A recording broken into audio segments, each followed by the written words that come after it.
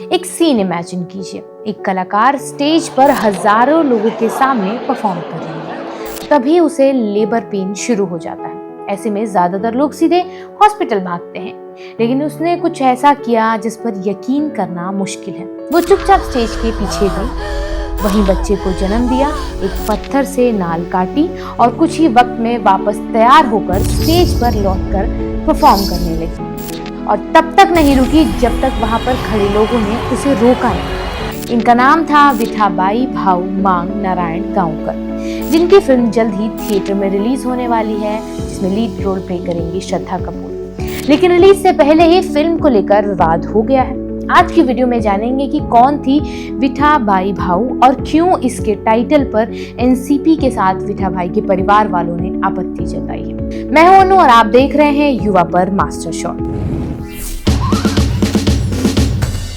1 जुलाई 1935 को महाराष्ट्र के सोलापुर जिले के पंढरपुर में जन्मी विठाबाई का बचपन किसी साधारण परिवार की तरह नहीं था। उनका परिवार पीढ़ियों से तमाशा और लोक नाट्य कला से जुड़ा हुआ था। उनके दादा नारायण खुदे ने एक घूमने वाली तमाशा मंडली की स्थापना की थी, जबकि उनके पिता भाई बापू नारायण गांवकर और परिवार के अन्य सदस्य इसी परंपरा को आगे बढ़ा रहे थे। यही वजह थी कि विठाबाई ने बचपन से ही घर की चार दीवारी से ज्यादा मंच की दुनिया देखी थी। उन्होंने कभी किसी अभिनय संस्थान में प्रशिक्षण नहीं लिया। उनका स्कूल गांव-गांव घूमने वाली तमाशा मंडली थी।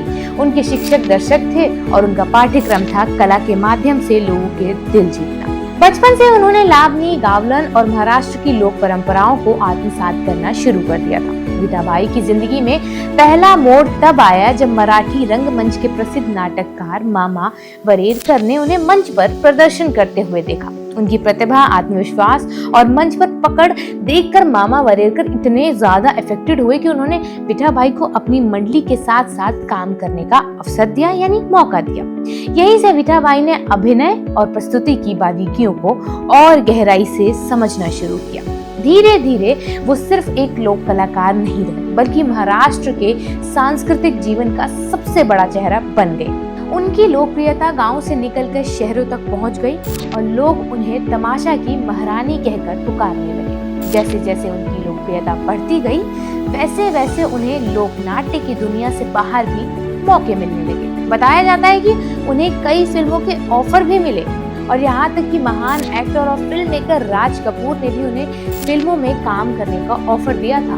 लेकिन विठाबाई ने इन सभी ऑफर्स को ठुकरा दिया। इसका कारण सिर्फ कला के प्रति प्रेम नहीं था। वो जानती थी कि अगर वो तमाशा छोड़कर फिल्मों में चली जाएंगी तो उनकी मंडली से जुड़े कई कलाकारों और उनके परिवारों की आजीविका पर असर पड़ेगा। उन्होंने व्यक्तिगत सफलता और स्टारडम से ज्यादा अपनी कला और अपने साथ काम करने वाले लोगों को इम्पोर्टेंस दी थी। शायद यही कारण है कि दर्शकों का उनके साथ रिश्ता सिर्फ एक कलाकार और दर्शक का नहीं था, बल्कि भावनात्मक जुड़ाव का बन गया था।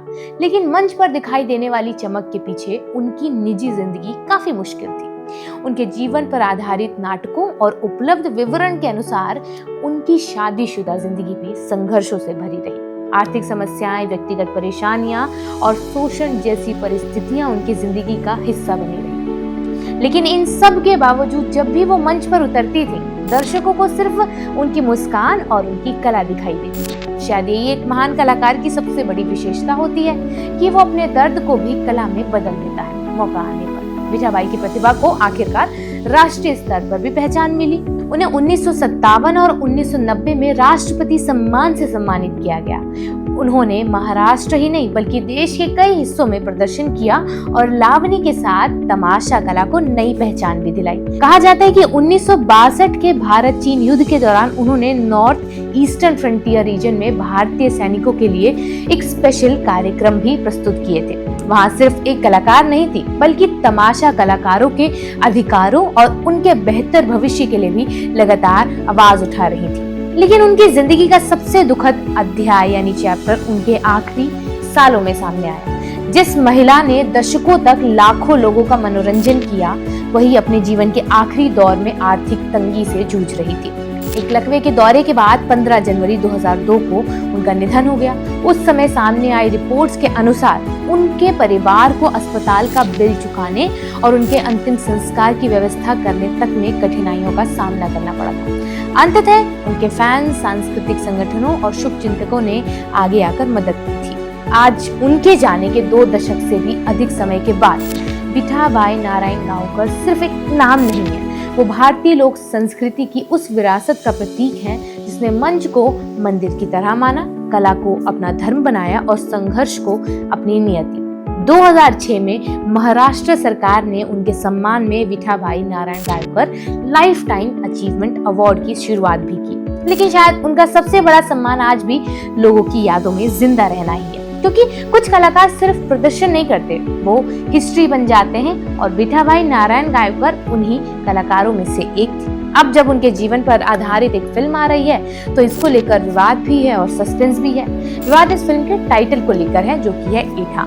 एनसीपी और विठाबाई के परिवार का कहना है कि विठाबाई महाराष्ट्र की एक बड़ी सांस्कृतिक हस्ती रही हैं, इसीलिए उनके जीवन पर बन रही फिल्म का नाम उनके असली और प्रसिद्ध नाम विठाबाई या विठा पर होना चाहिए।